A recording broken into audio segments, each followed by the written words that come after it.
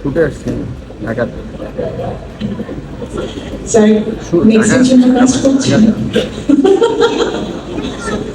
তাই না? ওকে, স্যার সিয়ামের কাছ থেকে শুনবার আগে সিয়াম সম্পর্কে আমি আপনার কাছ থেকে শুনতে চাই। স্যার জঙ্গলি দেখেছেন কি? আমি জঙ্গলি দেখেছি, ওকে বিচার করার জন্য আর কি।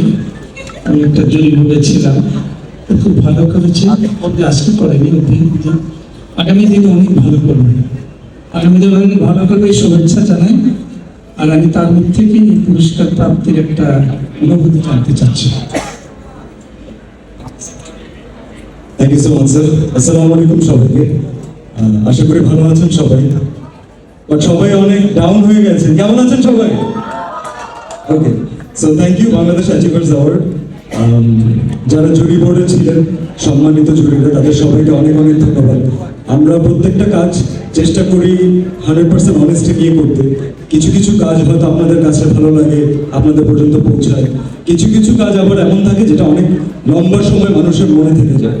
তো আমি যতজন প্যারেন্টসের সাথে কথা বলেছি, যতজন যারা সন্তানকে নিয়ে আসলেই কনসার্ন এমন মানুষজনের সাথে কথা বলেছি, তাদের প্রত্যেকের কাছে আমি শুনেছি যে জঙ্গলি হয়তো তাদের সাথে একটু লম্বা সময় থেকে যাবে।